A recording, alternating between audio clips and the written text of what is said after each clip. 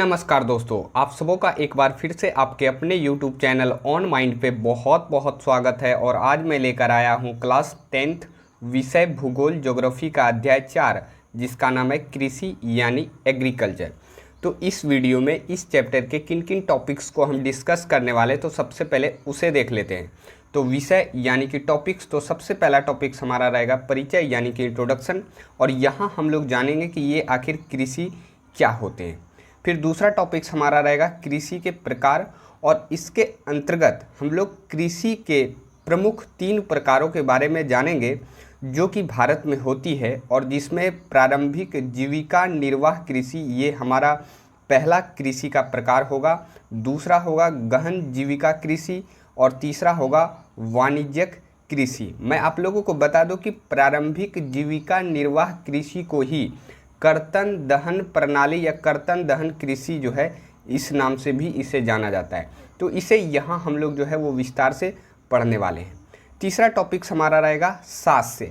सास का मतलब आप लोगों को फसल समझना है, यानी कि एक तरह से फसल प्रारूप को हम लोग यहाँ जो है इसके अंतर्गत समझने वाले हैं कि आखिर हमारा जो भारत देश है, यहाँ अलग अलग मौसम में अलग अलग प्रकार की फसलें जो है वो उगाई जाती है। और मौसम के आधार पर भारत में 3 प्रमुख प्रकार की फसलें उगाई जाती है, जिसे हम लोग रबी फसल, खरीफ फसल, जायद जिसे गर्मा फसल, यानी कि इन 3 अलग अलग नामों से जो है वो जाना जाता है।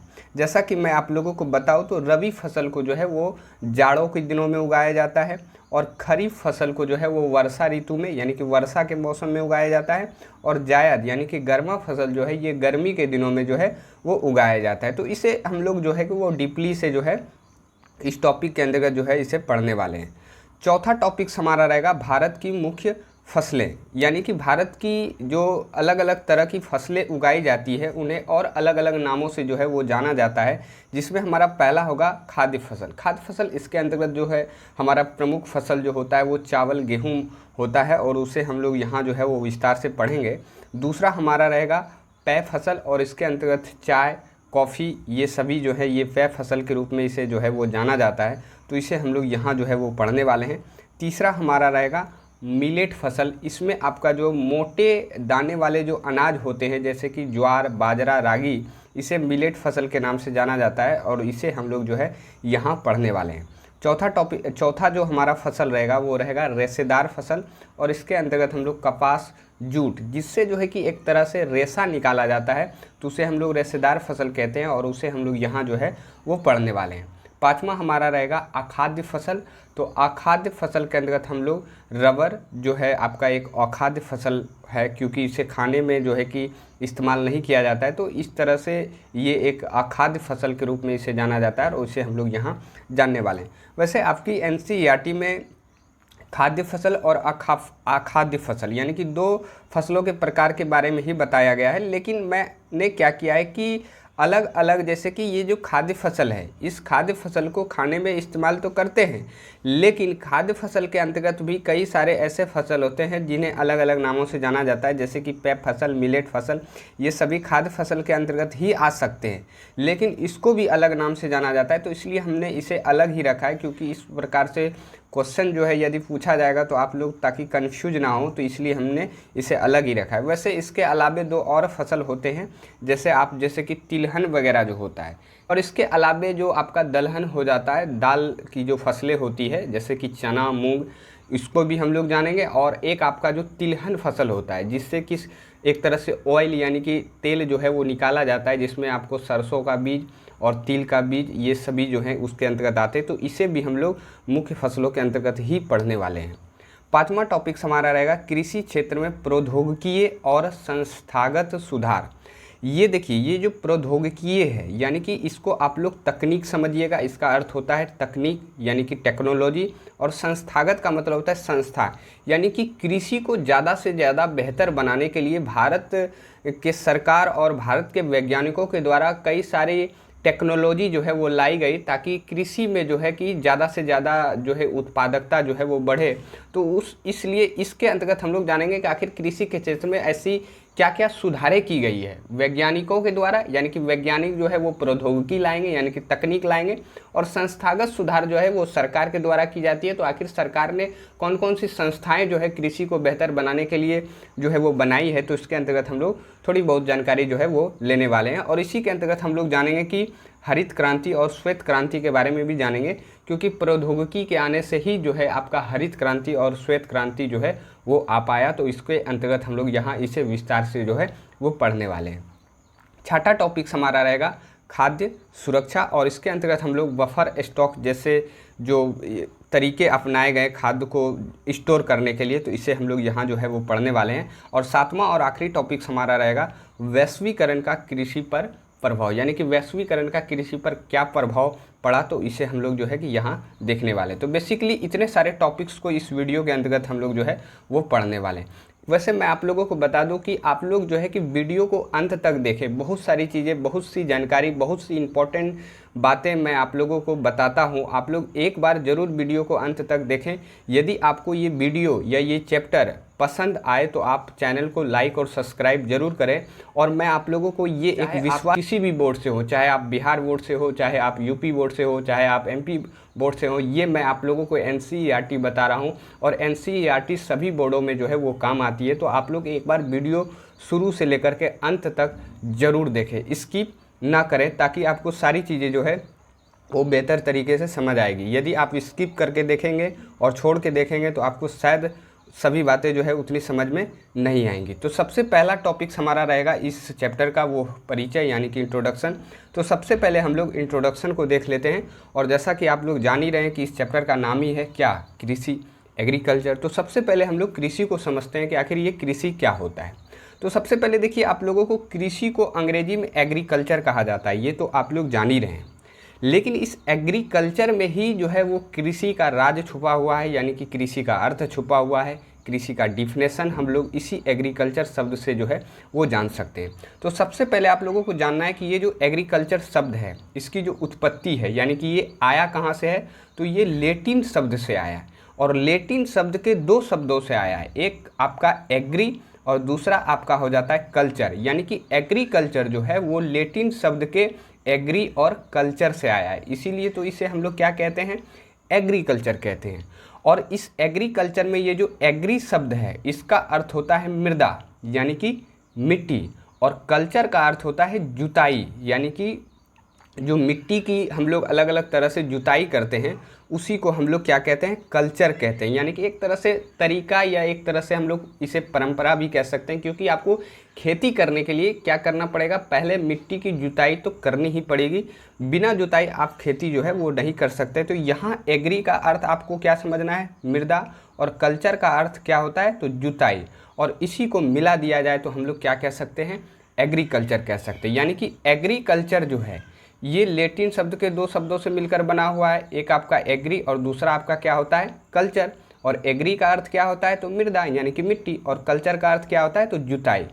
यानी कि कृषि का अर्थ यहाँ हम लोगों को ये समझ में आ रहा है कि सिंपल शब्दों में कहें, यदि परिभाषा हम लोग कृषि का देखें तो मृदा की जुताई कर फसलों को उगाना ही कृषि कहलाता है। यानी कि मृदा की जो हम लोग जुताई करते हैं और उसमें जो अलग अलग प्रकार की फसलें उगाते हैं, जैसे कि चावल, गेहूं, ये सभी फसलें जो है मिट्टी की जुताई कर जो उगाई जाती है, और इसी प्रक्रिया, इसी पद्धति को तो हम लोग कृषि यानी कि खेती कहते हैं सिंपल शब्दों में। तो आप यहाँ कृषि, यदि आपसे पूछे कि कृषि क्या है या कृषि से आप क्या समझते हैं, तो ये छोटा सा डिफिनेशन जो है आप दे सकते हैं। और ये आपको ध्यान में रखना है कि एग्रीकल्चर किस शब्द से आया है, इसमें कौन दो शब्द है, तो एग्री और कल्चर, इसका अर्थ क्या होता है, तो मृदा और जुताई, और कृषि का जो है डिफिनेशन ये निकल करके आ रहा है यहाँ से।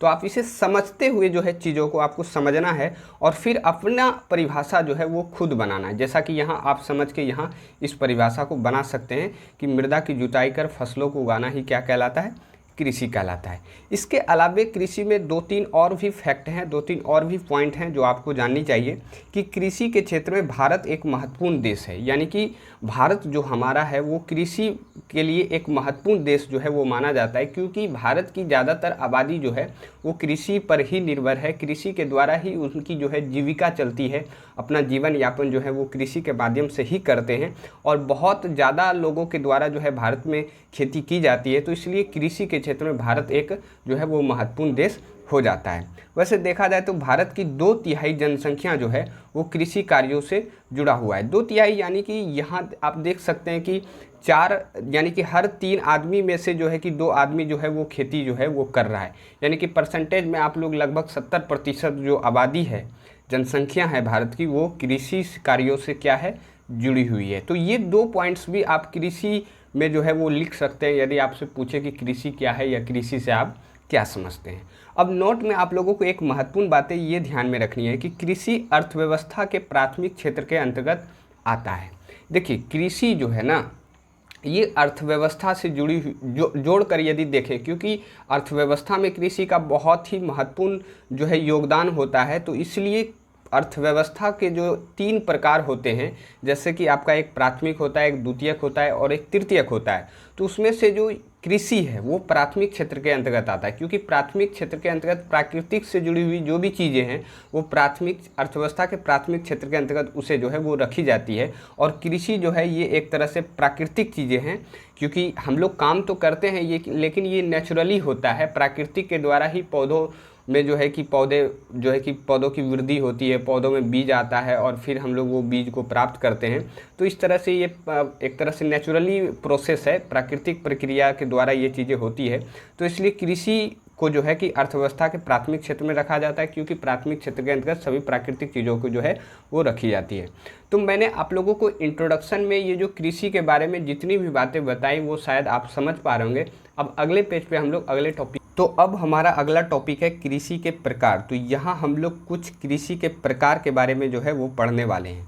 वैसे देखा जाए तो भारत में अनेक प्रकार की कृषि की जाती है, ये आप लोग शायद जानते भी होंगे, लेकिन इसमें से कुछ प्रमुख कृषि के प्रकार जो हैं आपकी क्लास 10th की NCERT में बताया गया है। और यहाँ हम लोग उन्हीं कृषि के जो भी प्रकार जो है आपके क्लास 10th की NCERT में बताया गया है उसे हम लोग यहाँ जो है काफ़ी विस्तार से जो पढ़ने वाले हैं। तो इसमें सबसे पहला आपका है प्रारंभिक जीविका निर्वाह कृषि। इसे कर्तन दहन प्रणाली भी जो है वो कहा जाता है। ये एक तरह से देखा जाए तो कृषि का सबसे पुराना तरीका है, यानी कि हमारे जो पूर्वज थे, हमारे जो एक तरह से कह सकते हैं कि पीछे के जो लोग थे, वो इसी प्रकार की खेती के माध्यम से अपना गुजर बसर जो है करते थे, यानी कि अपना जीवन जीते थे। इसीलिए तो इसको आप लोग देख सकते हैं कि कहा जाता है प्रारंभिक जीविका निर्वाह कृषि। दूसरा आपका है गहन जीविका कृषि, और तीसरा आपका है वाणिज्यिक कृषि, और चौथा आपका है रोपण कृषि। तो यहाँ हम लोग एक एक करके सभी कृषि के जो भी प्रकार हैं उसे हम लोग जो है वो पढ़ेंगे। और सबसे पहला जो प्रकार है वो है प्रारंभिक जीविका निर्वाह कृषि। तो सबसे पहले इसे देख लेते हैं। तो यहाँ सबसे पहले हम लोग इस शब्द को समझते हैं कि आखिर इसका क्या मतलब होता है, क्योंकि इस शब्द के अंदर ही इस चीज़ का यानी कि इस कृषि का मतलब जो है वो छिपा हुआ है। जैसे कि प्रारंभिक का मतलब क्या होता है, प्रारंभिक का मतलब होता है पहले, और जीविका का मतलब होता है कि जीना, यानी कि वो किस तरीके से, यानी कि किसकी सहायता से जीते हैं। तो इसमें यहाँ कृषि की सहायता से ये अपना जीवन जो है वो जी रहे हैं, यानी कि इसकी जीविका जो है वो कृषि है। लेकिन ये कौन सी कृषि है, तो ये प्रारंभिक। निर्वाह का मतलब होता है गुजर बसर करना। निर्वाह का मतलब क्या होता है, गुजर बसर करना। यानी कि प्रारंभिक जीविका निर्वाह कृषि का अर्थ समझे तो इसमें किसान का मकसद होता है कि किसी तरह से इस खेती के माध्यम से, इस जीविका के माध्यम से हम अपना गुजर बसर जो है वो कर पाएँ किसी तरह से। इनको ज़्यादा और कुछ नहीं चाहिए होता है।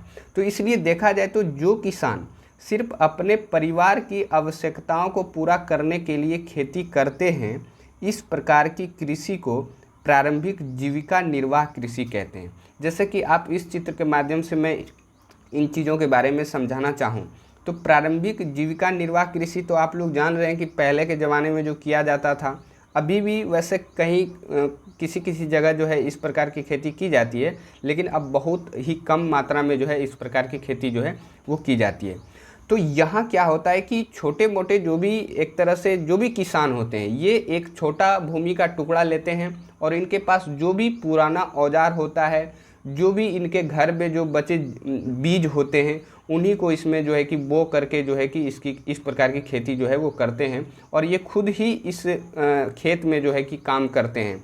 और इसलिए देखा जाए तो इस प्रकार की खेती में उपज जो होती है वो कम होती है। इस वजह से ये अपने परिवार की जो आवश्यकता होती है उन्हें ही जो है इस खेती के माध्यम से पूरा कर पाते हैं। इसके अलावे और ज़्यादा जो है कि इसके पास जो अनाज जो है वो नहीं होता है। तो इसलिए इसमें देखा जाए तो प्रारंभिक जीविका निर्वाह कृषि में ज़मीन के छोटे टुकड़ों पर जो है वो खेती की जाती है, यानी कि ज़मीन के बहुत से छोटे टुकड़ों का जो है उपयोग करते हैं इस प्रकार के किसान। और इसमें निम्न स्तरीय औजार होते हैं। निम्न स्तरीय का मतलब जो भी पुराने औजार छोटे मोटे हैं, जैसे कि यहाँ आप देख सकते हैं ये हल जो है ये एक तरह से निम्न स्तरीय औजार है। ये पुराना एक तरह से औजार है और इसी के माध्यम से इसमें जो है कि खेतों की जुताई ये कर रहे हैं। इसमें पारिवारिक श्रम होता है, यानी कि जो भी इनके घर के लोग होते हैं वही इसमें जो है कि जो भी काम करना होता है उस काम को करते हैं। इसलिए इसमें देखा जाए तो उपज जो होता है, इसमें उत्पादकता जो होती है, कोई भी फसल इसमें यदि उगाया जाए तो इसमें बहुत ही कम होती है और इसके वजह से ये अपने सिर्फ परिवार की आवश्यकताओं को ही पूरा कर पाते हैं। तो यदि आपको प्रारंभिक जीविका निर्वाह कृषि के बारे में पूछा जाए तो ये डिफिनेशन और ये पॉइंट्स को भी आप ध्यान में रख सकते हैं और इसे जो है वहाँ आप लिख भी सकते हैं। तो शायद आप जो मैंने कृषि का जो ये पहला प्रकार था प्रारंभिक जीविका निर्वाह कृषि, इसे आप शायद समझ पा होंगे। अब यहाँ हम लोग जानेंगे कि जैसे प्रारंभिक जीविका निर्वाह कृषि को जो है वो कर्तन दहन कृषि भी कहा जाता है। तो इसलिए यहाँ थोड़ा सा हम लोग कर्तन दहन कृषि को समझ लेते हैं कि आखिर इसका क्या मतलब होता है, क्योंकि ये भी एक तरह से कृषि का पुराना ही प्रकार है। देखिए सबसे पुराना यही है, कर्तन दहन कृषि। इस टाइप का कृषि सबसे पहले की जाती थी और फिर उसके बाद वो जो प्रारंभिक जीविका निर्वाह कृषि है उसमें थोड़ा सा चेंज आया, इसलिए इसको शुरू में कर्तन दहन कृषि के नाम से जाना जाता था और अभी इसे प्रारंभिक जीविका निर्वाह कृषि के नाम से जाना जाता है। देखिए यह एक आदिम प्रकार की कृषि है। यहाँ देखिए ये आदिम शब्द का प्रयोग किया गया, यानी कि जो हमारे पूर्वज थे, आदि मानव थे, वो इस प्रकार की खेती जो है वो करते थे, जिसमें ज़मीन के टुकड़ों को पहले साफ़ किया जाता था, फिर पुराने औजारों से जुताई करके फसल को उगाया जाता था। इस प्रकार की कृषि को कर्तन दहन कृषि कहा जाता है। कर्तन दहन इसलिए बोला जाता है, कर्तन का मतलब होता है काटना। जैसे कि यहाँ आप देख सकते हैं ये जैसे कोई भूमि का छोटा टुकड़ा है, यदि यहाँ आदिम प्रकार से कृषि करना हो तो हम क्या करेंगे, पहले यहाँ की जो झाड़ी है इसको कर्तन करेंगे, यानी कि काटेंगे। दहन का मतलब होता है जलाना, और यहाँ जो भी छोटे मोटे जो भी खरपतवार होंगे उसे हम लोग क्या करेंगे, जला करके साफ़ करेंगे। और फिर जो भी हमारे पास पुराना औजार होगा उससे हम लोग क्या करेंगे, इसकी जुताई करेंगे और जो भी हमारे पास जो भी बीज होंगे उसको हम इसमें बोएंगे और फिर जो हमें इसमें जो इस प्रकार की जो हमने काम किया, जो हमने खेती की, इसी को हम लोग क्या कहते हैं, कर्तन दहन कृषि। और ये सबसे कृषि का पुराना तरीका होता है और इसमें भी जो है कि उत्पादकता जो है वो कम होती है। अब आप लोगों को इसमें सबसे इम्पोर्टेंट बात ये ध्यान में रखना है कि कर्तन दहन कृषि को जो है भारत के अलग अलग जगहों पे जो है अलग अलग नाम से जाना जाता है, लेकिन इसमें सबसे आपका जो मोस्ट इम्पॉर्टेंट हो जाता है वो है भारत के उत्तर पूर्व राज्यों जैसे कि असम, मेघालय, मिजोरम, नागालैंड में इसे झूम कृषि कहा जाता है। तो आपसे यदि झूम कृषि पूछे कि क्या होता है तो यही डिफिनेशन जो है आप दे सकते हैं, क्योंकि यही कर्तन दहन कृषि को असम, मेघालय, मिजोरम और नागालैंड जो हमारे भारत के राज्य हैं यहाँ इसे झूम की खेती कहा जाता है। जैसे कि यहाँ आप उत्तर पूर्व राज्यों में आप भारत में जाएं तो इस एरिए में आपका मिजोरम, नागालैंड और ये आपके असम और ये सारे राज्य जो हैं मेघालय, इसमें जो है आपके पाए जाते हैं और यहाँ इसे झूम कृषि के नाम से जाना जाता है। तो आपसे पूछा जाए कि कर्तन दहन कृषि को मेघालय में किस नाम से जाना जाता है तो झूम कृषि, और पूछे कि झूम कृषि क्या है तो इस प्रकार से आप कह सकते हैं कि ज़मीन के छोटे टुकड़ों को पहले साफ़ किया जाता है, फिर पुराने औजारों से उसकी जुताई की जाती है और फिर उसमें जो फसल उगाया जाता है और इस प्रकार की जो खेती करते हैं इसे ही हम लोग क्या कहते हैं, झूम की खेती कहते हैं या झूम कृषि कहते हैं। तो शायद आप समझ पा रहे होंगे जो भी मैं आप लोगों को समझाने का प्रयास कर रहा हूँ। अब यहाँ से हम लोग जो कृषि का दूसरा प्रकार है वो है गहन जीविका कृषि। देखिए यहाँ जो सब में जीविका आ रहा है, क्योंकि यहाँ कृषि के माध्यम से ही जो अपना जीवन यापन करते हैं, जो जीते हैं, तो इसलिए यहाँ जीविका शब्द का प्रयोग किया गया है। यदि यहाँ गहन जीवन कृषि भी कहता तो कोई ज़्यादा अंतर नहीं होता, यहाँ जीवन भी जो है कि देता तो कोई दिक्कत नहीं था, बट यहाँ जीविका दिया है तो आपको इसमें जो है कि अकबकाना नहीं है कि ये जीविका क्या होता है। अब देखिए गहन जीविका कृषि जो है वो क्या होता है। तो इस प्रकार की कृषि बड़े भूभाग पर होती है। सबसे पहला पॉइंट, जैसे कि प्रारंभिक में आपने देखा कि छोटे टुकड़ों का उपयोग किया जाता था, तो उसमें उत्पादकता जो है वो कम होती थी। ऐसे हम लोग रिलेट करके यदि समझें तो काफ़ी आसानी से हम चीज़ों को समझ सकते हैं। तो यहाँ जो है कि भूमि के बड़े भूभाग यानी कि भूमि का प्रयोग जो है वो किया जाता है इस प्रकार की कृषि में, और यह कृषि अधिक जनसंख्या वाले क्षेत्रों में की जाती है। दूसरा पॉइंट आपको ध्यान में रखना है कि गहन जीविका कृषि जो है, नाम ही है गहन, इसलिए यह कृषि जो है अधिक जनसंख्या वाले क्षेत्रों में की जाती है, और इसमें अधिक उत्पादकता प्राप्त करने के लिए उन्नत बीज यानी कि अच्छे किस्म का जो बीज होता है, रासायनिक खाद जो होता है, कीटनाशक आदि का प्रयोग जो है वो करते हैं। यानी कि गहन जीविका कृषि जो है, एक तो ये सबसे बड़े भूभाग में इसका जो है कि इस्तेमाल यानी कि इस प्रकार की खेती जो है वो की जाती है, और ये अधिक जनसंख्या वाले क्षेत्रों में की जाती है, और इसके अलावे इसमें अधिक उत्पादकता प्राप्त करने के लिए अच्छी बीज, रासायनिक खाद और कीटनाशक, इन सभी चीज़ों का जो है वो प्रयोग जो है वो किया जाता है इस प्रकार की खेती में। तो गहन जीविका कृषि में जो उत्पादकता होगी वो बहुत ही अधिक होगी। तो शायद आप समझ पा रहे होंगे कि गहन जीविका कृषि क्या है। तो ये सारे पॉइंट्स आपको इसमें ध्यान में रखना है। अब अगला जो हमारा कृषि का प्रकार है वो है वाणिज्यिक कृषि। तो सबसे पहले ये जो वाणिज्यिक शब्द है इसे आप लोग समझ लें तो आपको आसानी होगी आगे चीज़ों को समझने में।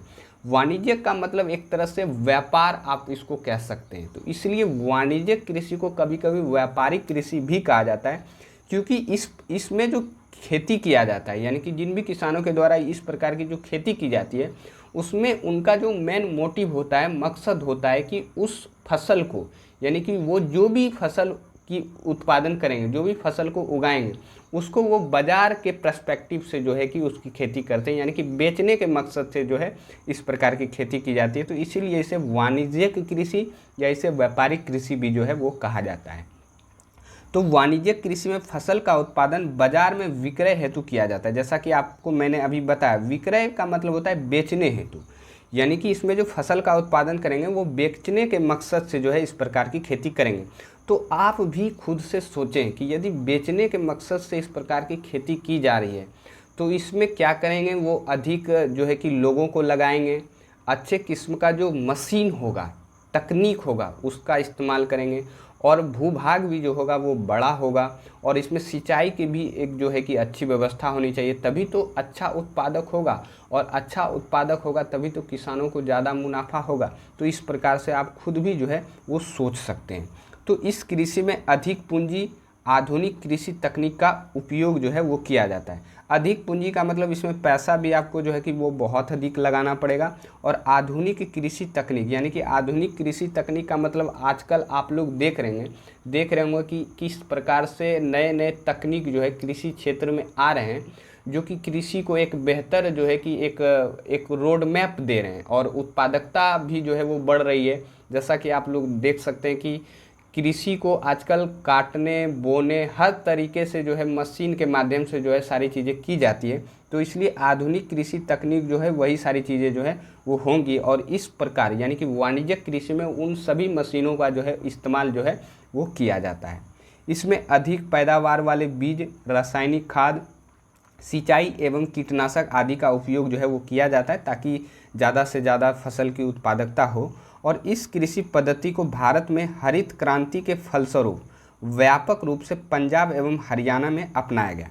ये हरित क्रांति तो हम लोग आगे समझेंगे, लेकिन आप लोग समझिएगा कि ये जो हरित क्रांति आई इसके फलस्वरूप ही ये जो वाणिज्यिक कृषि है इसका व्यापक रूप से जो है इस प्रकार की खेती जो है वो की जाने लगी। और सबसे पहले जो है इसे पंजाब, हरियाणा, ये 2 राज्य जो हैं वो भारत के, यहाँ जो है इसकी खेती, इस प्रकार की खेती जो है वो की गई थी। तो ये भी पॉइंट आप जो है वो ध्यान में रख सकते हैं। वैसे देखा जाए तो वाणिज्यिक कृषि में मुख्य रूप से भारत में चाय, कॉफ़ी, रबड़, गन्ना, केला आदि की खेती की जाती है। यानी कि व्यापारिक दृष्टिकोण से जो वाणिज्यिक कृषि में किस प्रकार की फसलें जो है वो उगाई जाती है, तो इसमें आपका चाय, कॉफ़ी, रबड़, गन्ना, केला, ये सभी जो हैं ये वाणिज्यिक कृषि के फसल हैं। तो यहाँ आपको ऑब्जेक्टिव में पूछ सकता है कि वाणिज्यिक कृषि के कौन से इसमें से फसल हैं, तो आप ये चाय, कॉफ़ी, रबड़, गन्ना, केला ये आप ध्यान में रख सकते हैं, क्योंकि इस प्रकार के फसल की खेती जो है वो बेचने के मकसद से ही की जाती है। और ये आप भी सोच सकते हैं। इसमें आपको मैं चित्र के माध्यम से दिखाऊं तो आप देख सकते हैं कि ये वाणिज्यिक कृषि में कितने सारे लोग जो है वो काम कर रहे हैं, फिर बहुत सारी मशीनें भी जो है वो लगी हुई है, और इस प्रकार से सिंचाई की एक अच्छी व्यवस्था जो है इस प्रकार की खेती में की जाती है। तभी इसमें उत्पादकता जो है वो अधिक होती है और वो बाज़ार में उन फसलों को जो है कि बेचते हैं और ज़्यादा से ज़्यादा किसानों को जो है वो मुनाफा होता है। अब हमारा अगला जो है वो है रोपण कृषि। और मैं आप लोगों को बता दूं कि ये जो रोपण कृषि है ना, ये वाणिज्यिक कृषि का ही एक प्रकार है। यानी कि यह वाणिज्यिक कृषि का एक प्रकार है जहां चाय, कॉफ़ी, रबड़, गन्ना अथवा केला की एकल फसल उगाई जाती है। बस इसमें होता क्या है कि रोपण कृषि में जो है बड़े भूभाग पर सिर्फ एक फसल ही, यानी एकल का मतलब सिर्फ एक ही फसल को जो है वो उगाया जाता है, और इनका भी मकसद होता है कि इस फसल को जो है कि बाज़ार में जो है वो बेचा जाए। जैसा कि आप यहाँ देख सकते हैं कि सिर्फ आपको केला ही नज़र आ रहा होगा, फिर यहाँ आप सिर्फ रबड़ ही देख रहे हैं, ये रबड़ का पौधा है, और ये आप चाय को देख सकते हैं, ये आप गन्ना को देख सकते हैं। यहाँ एकल फसल हर जगह आपको दिखाई दे रहा होगा। बस रोपण कृषि में आप लोगों को एक बात और ध्यान में रखनी है कि बीज के विपरीत पौधों से कृषि करना। यानी कि इस प्रकार की खेती में जो एकल फसल को उगाया जाता है इसमें बीज का प्रयोग नहीं किया जाता है, इसमें बीज के विपरीत पौधों से ही कृषि की जाती है। और इसको मैं आपको एक गन्ने के माध्यम से समझाता हूँ। जैसे आप यदि धान, चावल, गेहूं, इन सभी फसलों को उगाएं तो उसके लिए एक प्रॉपर बीज आता है मार्केट में, और फिर उस बीज के माध्यम से उस पौधों को आप जो है वो उगा सकते हैं। लेकिन ये जो इतने सारे फसल के मैंने बारे में आपको बताया, इसमें बीज का प्रयोग नहीं किया जाता है, इसमें पौधों से ही पौधों को उगाया जाता है। जैसे आप देखिएगा कि गन्ने की खेती करते समय किसान क्या करते हैं कि इस तरह से गन्ने के छोटे छोटे टुकड़ों को वो क्या करते हैं, बनाते हैं, और फिर इसे कुछ मिट्टी का गड्ढा बना के उसमें डाल करके 1 या 2 दिन के लिए इसे छोड़ देते हैं। और छोड़ने के बाद इसमें थोड़ा सा एक तरह से उसको हम लोग क्या कहते हैं, गाजर बोलते हैं, वो इसमें आता है। और फिर जो है इसको जो है कि मिट्टी के अंदर जो है वो एक अच्छी तरीके से जो है कि लगाते हैं, और फिर जो है कि गन्ने का पौधा जो है वो उगता है, और फिर इसे हम लोग गन्ने की खेती करते हैं। तो इसमें क्या होता है कि बीज के जगह पौधों से ही जो है वो कृषि की जाती है। तो शायद आप इस चीज़ को समझ पा रहे होंगे। इसमें अधिक श्रम एवं अधिक पूंजी का उपयोग किया जाता है, यानी कि इसमें भी जो है कि अधिक जो है कि श्रम यानी कि मेहनत लगती है, और अधिक से अधिक जो है वो पूंजी भी जो है इसमें लगता है, और तब जा कर के ये खेती जो है वो हो पाती है। तो रोपण कृषि में ये सभी पॉइंट्स जो है आपको ध्यान में रखना है, और ये सभी बातें आप शायद समझ पा रहे होंगे। अब हमारा अगला टॉपिक है शस्य प्रारूप, यानी कि फसल प्रारूप। यानी कि इस पेज से अब हम लोग फसल प्रारूप के बारे में समझेंगे कि आखिर भारत में जो फसल प्रारूप है वो किस प्रकार से है। आप लोग जानते हैं कि फसल क्या होता है, जैसे कि धान, गेहूं, जूट, कपास, ये सभी जो हैं अलग अलग प्रकार की फसलें हैं। यदि मैं आप लोगों से एक प्रश्न ये करूं कि क्या ये सभी फसलें एक ही समय में उगाई जाती है, तो आप लोग कहेंगे नहीं, इसे अलग अलग समय में जो है इन सभी फसलों को अलग अलग रूप से जो है उगाई जाती है। इसके लिए क्या होता है कि भारतीय किसान जो है वो ऋतुओं का इंतज़ार करते हैं, और अलग अलग ऋतुओं में अलग अलग प्रकार की फसलें उगाई जाती है। जैसे कि हम उसी अलग अलग जो मौसम से संबंधित है, यानी कि अलग अलग प्रकार की ऋतुओं में कौन कौन सी फसलें जो है उगाई जाती है, उसी फसल प्रारूप को जो है अब हम लोग यहाँ से जो है वो समझने वाले हैं। तो भारत में ऋतु से संबंधित 3 प्रकार की फसलें जो है वो किसानों के द्वारा उगाई जाती है। इसमें सबसे पहला आपका होगा रबी फसल, दूसरा आपका होगा खरीफ फसल, और तीसरा आपका होगा जायद जिसे हम लोग गर्मा फसल के नाम से ही भी जो है वो जानते हैं। यानी कि ऋतु से संबंधित ये अलग अलग ऋतुओं में जो है वो अलग अलग प्रकार की ये सभी फसलें जो है वो उगाई जाती है, जिसमें आपका रबी, खरीफ और जायद है। ये आप लोग कॉमनली जानते भी होंगे, क्योंकि जो है कि एक ही समय में सभी फसलों को एक साथ उगाया जाना ये संभव नहीं है, क्योंकि सभी को अलग अलग चीज़ें जो है वो चाहिए होता है। तो इसलिए अलग अलग ऋतुओं में अलग अलग प्रकार की फसलों को वो सभी चीज़ें जो है वो मिल पाती है। तो इस वजह से अलग अलग ऋतुओं में जो है वो अलग अलग प्रकार की फसलें उगाई जाती है। क्योंकि आप लोग जानते हैं कि भारत जो है, भारत की जो जलवायु है वो मानसूनी है और यहाँ अलग अलग प्रकार के मौसम जो है वो पाए जाते हैं। तो इसलिए हम लोग भारत में अलग अलग प्रकार की ऋतुओं को भी देखते हैं और इन्हीं अलग अलग ऋतुओं में अलग अलग प्रकार की फसलें जो है वो किसानों के द्वारा उगाई जाती है। इसमें सबसे पहले हम लोग रबी फसल को देखेंगे कि आखिर ये रबी फसल क्या होते हैं। तो रबी की फसल को जाड़े के महीने में उगाई जाती है, इसलिए इसे जाड़े की फसल भी कहते हैं। देखिए, फसल से संबंधित आपको क्या क्या बातें जो है वो ध्यान में रखनी है। सबसे पहले कि रबी फसल जो है वो किस महीने में जो है वो बोई जाती है, यानी कि इसे उगाई जाती है और इसे किस महीने में काट लिया जाता है और इसके प्रमुख कौन कौन से फसल हैं, ताकि आपको एक पता चले कि रबी के मौसम में जो रबी की फसल होती है वो जो फसल होती है वो कौन कौन सी फसलें होती है जो जाड़े के महीने में जो है वो उगाई जाती है। तो यहाँ आप ध्यान में रखिएगा कि इसे जाड़े के महीने में उगाई जाती है, इसलिए इसे कौन सा फसल कहते हैं, तो रबी फसल कहते हैं। यानी कि एक तरह से इसे जाड़े की फसल भी हम लोग कह सकते हैं। अब रबी की बुआई जो होती है वो अक्टूबर से दिसंबर के आसपास जो है इसकी बुआई होती है और इसे ग्रीष्म ऋतु में यानी कि अप्रैल से जून के मध्य जो है वो काट लिया जाता है। यानी कि जाड़े के महीने में इसे बोई जाती है और ये गर्मी के मौसम आते आते जो है ये फसल जो है पूरी तरह से तैयार हो जाता है और अप्रैल और जून के आसपास जो है इसे काट लिया जाता है, क्योंकि आप लोग जानते हैं कि अप्रैल और जून के समय जो है वो गर्मी का मौसम होता है। अब आप लोगों को ध्यान में रखना है कि रबी की प्रमुख जो फसलें हैं वो आपका गेहूं हो जाता है, जौ, चना, मटर, मसूर, सरसों, ये सभी जो हैं वो रबी की फसलें हैं और ये आपका मोस्ट इम्पॉर्टेंट है, क्योंकि ये ऑब्जेक्टिव में जो है आपका पूछा जाता है कि गेहूं जो है वो किस प्रकार की फसल है।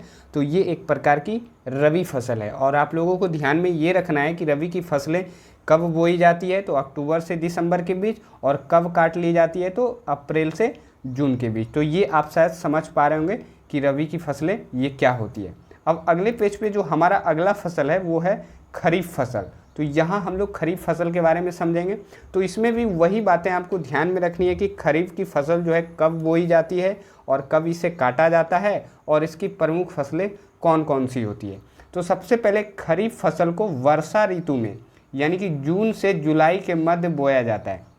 देखिए, यहाँ आपको ध्यान में रखना है कि ये जो वर्षा ऋतु है ना, ये आप लोग जानते हैं कि जून और जुलाई के समय जो भारत में जो है वो मानसून प्रवेश करता है और इस समय जो है काफ़ी वर्षा भी जो है भारत के अलग अलग क्षेत्रों में होती है, लेकिन इस समय गर्मी का भी मौसम होता है। तो ये भी आप जो है वो ध्यान में रखिएगा। लेकिन वैसे देखा जाए तो खरीफ की फसलें जो है वो वर्षा ऋतु में जुलाई के मध्य जो है वो बोया जाता है और ये सितंबर से अक्टूबर के बीच जो है वो तैयार हो जाता है। तो इसे सितंबर से अक्टूबर के बीच जो है वो काट लिया जाता है। अब इसमें उगाई जाने वाली प्रमुख फसल जो है यानी कि खरीफ में जो उगाई जाने वाली प्रमुख फसल है वो आपका धान है और आप लोग जानते हैं कि धान की फसल के लिए कितनी पानी की जो है वो आवश्यकता होती है और आप लोग जानते हैं कि इसे बरसात के मौसम में ही ये फसल जो है वो बोई जाती है और फिर जा कर के ये आपका अक्टूबर के बीच जो है ये तैयार हो जाता है, सितंबर से अक्टूबर के बीच, और फिर इसे काट लिया जाता है।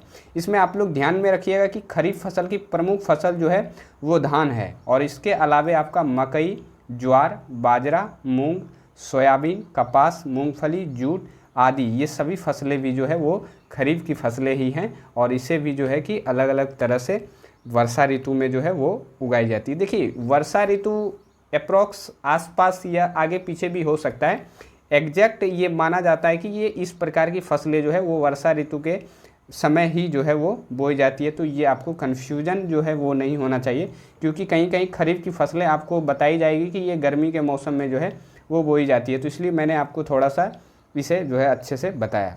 अब तीसरा हमारा जो है वो जायद, जिसे हम लोग गर्मा फसल भी कहते हैं, तो इसे हम लोग जान लेते हैं और इसमें भी वही बातें आपको ध्यान में रखनी है कि इसे कब बोया जाता है और कब काट लिया जाता है और इसकी प्रमुख फसलें जो है वो कौन कौन सी होती है। तो खरीफ और रबी के बीच ग्रीष्म ऋतु में जो फसल उगाई जाती है उसे हम लोग जायद फसल कहते हैं। यानी कि देखिए ये जो जायद फसल होता है इसे खरीफ और रबी फसल के बीच में जो है वो बोया जाता है। और कब बोया जाता है? तो ग्रीष्म ऋतु यानी कि गर्मी के मौसम में ये फसलें जो है वो बोई जाती है। और इस फसल की बुआई जो है मार्च में की जाती है एवं जून में ये तैयार हो जाता है। देखिए ये फसल जो है ना ये सबसे कम समय में तैयार होने वाली फसल। देखिए मार्च में बोया जा रहा है और जून में ये तैयार हो गया। क्यों? क्योंकि इसमें आप लोग अभी जानिएगा कि कौन कौन सी फसलें आती है। और इसीलिए आप लोग जानते हैं कि मार्च के समय जो है वो गर्मी का जो है एक तरह से आरंभ होता है, होली वगैरह के समय। इसलिए इसे गर्मी के ऋतु में जो है ये फसलें जो है उगाई जाती है और ये जून में जो है वो तैयार हो जाता है, यानी कि जून में इसे काट लिया जाता है। जायद फसल में मुख्य रूप से सब्जियां, खासकर खीरा, ककड़ी, कद्दू, भिंडी, नेनुआ, खरबूज, तरबूज इत्यादि महत्वपूर्ण फसलें हैं। यानी कि जायद फसल में जो उगाई जाने वाली फसलें हैं वो आपका ज़्यादातर जो है वो सब्जियां होती है। और ये आपका इसमें सब्जियों में आपका जो है कि वो खीरा, ककड़ी, कद्दू, भिंडी, नेनुआ, तरबूज और खरबूज ये सभी जो फसलें हैं ये इसमें आती है। तो शायद आप ये जायद फसल जो है वो ध्यान में रखिएगा, ये भी आपका जो है महत्वपूर्ण हो जाता है। यदि आपसे पूछे कि खरीफ और रबी फसल के बीच कौन सी फसलें जो है वो बोई जाती है तो वो आपका जायद फसल है। और ये इसमें कौन कौन सी फसलें आती है? तो इसमें खास करके सब्जियां आती हैं। तो आप लोग जानते हैं कि सब्जियों को होने में जो है कि बहुत ही कम समय लगता है। तो ये आप सभी बातें जो है वो समझ पा रहे होंगे। अब अगले पेज पे हम लोग